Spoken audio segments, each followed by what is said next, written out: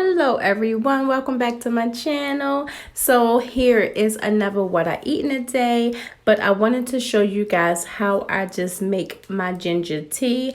All you do is grate up some ginger and I'm just going to put it in my tea kettle and well, it's kind of like a teapot, I shall say, and just let that simmer. And then I am going to add this to my lemonade that I already have in the refrigerator, but I'm also going to add a couple of maybe like 6 jasmine rose tea buds. That way it could be jasmine, ginger, and lemon tea.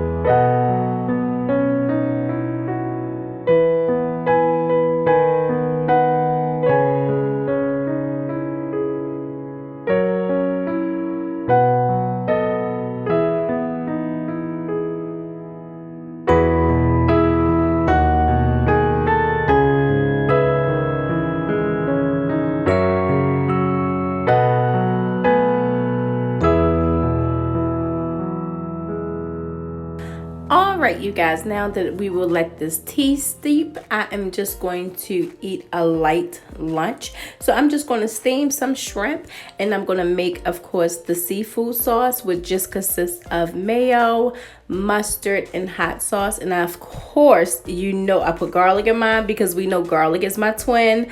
That's what it is. We know I cannot eat anything. I don't think I eat anything without garlic in my day. I have to have garlic throughout the day in some dish. It's so crazy. But anyway, we're going to mix this up together and then we are going to come back for our snack and then dinner.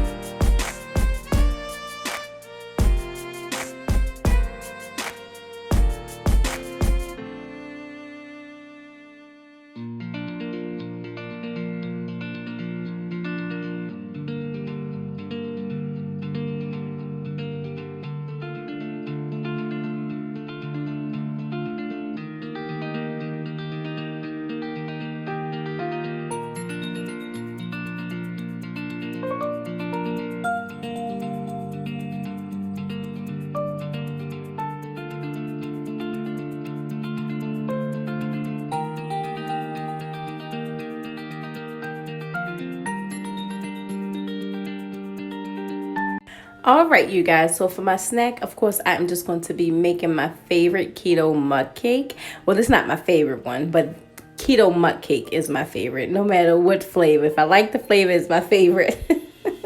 But this one, I'm just going to be making vanilla maple. I will say, for this one, I added too much vanilla maple because I didn't measure it, or I didn't like put a few drops. You only need a few drops, but because I was being greedy and I'm like, oh, I really want to taste this vanilla and maple flavor, I completely messed up the cake. I took 2 bites of this cake and I was just like, ugh, I don't really like it because I could taste a lot of the extract.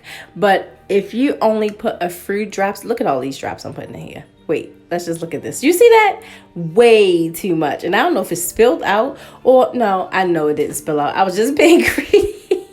I was just being greedy. Sometimes it be like that. But if you make this cake, only make a few drops. I will have the ingredients in the description box so you can kind of get an idea. But I'm sure you guys have seen me make this 1,000 times because I love keto mug cakes. It keeps me from eating cookies and like honey buns and stuff like that because this is enough sweetness.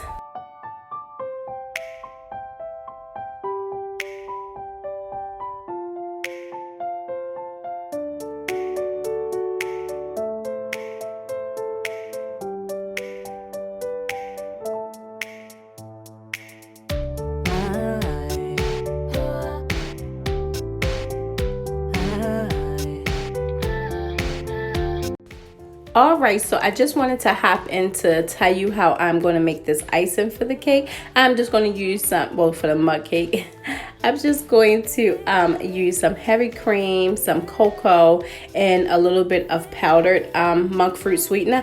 However, if you want your icing to be thick, just put like a tablespoon of softened cream cheese in it, and it'll thicken it right up really, really well. I didn't want to add the cream cheese though, since I'm actually going to try to make some Cheez-Its later on. So I didn't want to put the cream cheese in it because you know I use cheese all the time. So this is a little loose, but that was okay because I did not eat more than 2 spoons of this. So I just used it was 292 calories for this whole cake, but I didn't feel like doing the measurements of doing like 2 tablespoons. So I just left it inside of my carb management, which means I probably only ate, this probably was only like 2 carbs. It was like 5 net carbs for the whole cake. So I'll say about two net carbs. All right, so now we are going to get into dinner. So for dinner, I'm just going to make me a nice big salad because I feel like I haven't had a nice big fresh salad in a while. So I'm just going to chop me up one mushroom. This just was a big mushroom. I'm going to chop me up 1 mushroom, and I'm going to be using the organic mixed greens from Aldi's. And I'm going to season it with, you know, my normal seasonings of onion powder, garlic powder, Italian seasoning, red pepper flakes, a little bit of oregano. I think I used, yes, a little bit of oregano. And I actually put a little bit of cilantro in it too. Just dry herbs. I just put it all in there and I mix it together with my hands. The thing is, when you mix it together with your hands, you also, it's kind of like massaging the greens. So these greens have chard, kale, and spinach in it. And I'm sorry, you guys, I gotta clear this throat out. I've been drinking ginger tea all morning though, so it's okay. But again, you're gonna put all the seasonings. I'm just gonna use my hands, like I said, to mix it together because it kind of soften the greens as well. I mean, and actually really getting like the seasonings all mixed in well with it.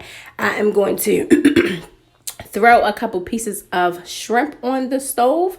I'm going to have to cook them in bacon grease because, as we know, I did not get my avocado oil from the store.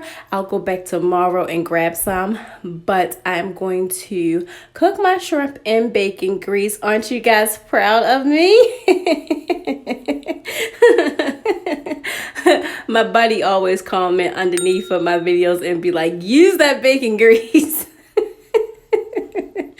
So I am going to use it today. I'm going to cook those, and then yeah, we're just going to put some toppings on them, put a little bit of shredded cheese, and then that's it.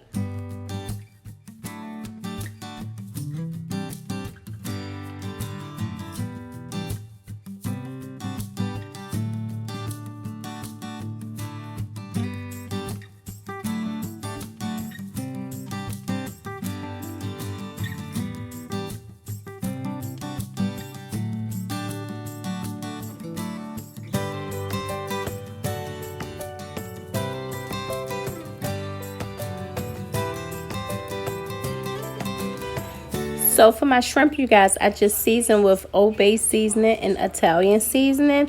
And normally I am a little hesitant to use Old Bay seasoning with bacon grease because bacon grease already have a lot of salt in it. But this turned out absolutely perfect because I was putting it into that salad. So this was really good.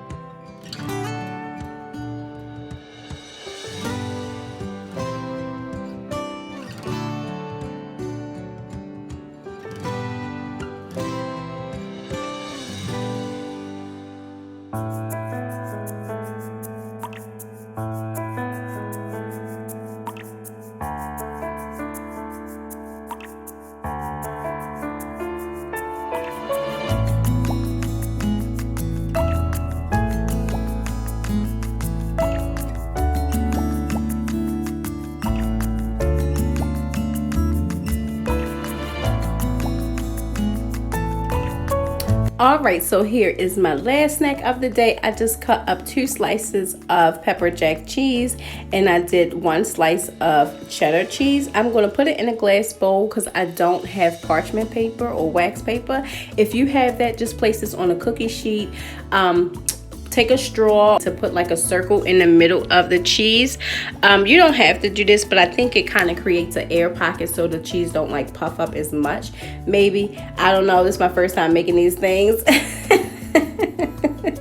So I didn't have to spray the pan or anything because this is a glass pan, and you know cheese have just a little bit of oil in it, so it kind of didn't stick once it cooled down. You're going to cut them up into your squares of your size that you like, and then you're going to put it in the oven on 275 for about 10-15 minutes, or until they crisp, like dark like you like them. However, I will say I had them on 275 for about I would say maybe like 15 minutes. Then I bumped the oven up to about 300 and let them cook for like another 5 to 10 minutes, but you got to watch them so they don't burn too much.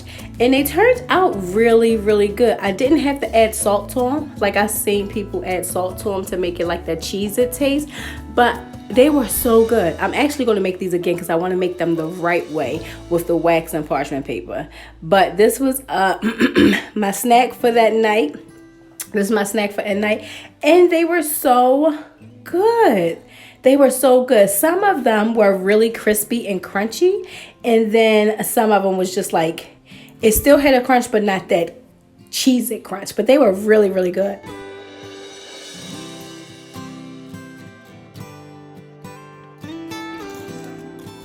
See, you hear that little crunch with it? They were really good. I'm gonna let you hear it again. Hold on for a second.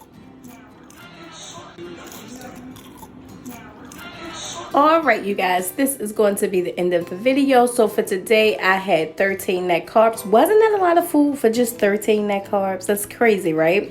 And I had 1,044 calories. So again, you guys, keto do not have to be hard. All right, I'm not going to motherly talk to you. I am just going to say thank you guys for joining me. Thank you for sharing the space with me. And as always, thank you for watching.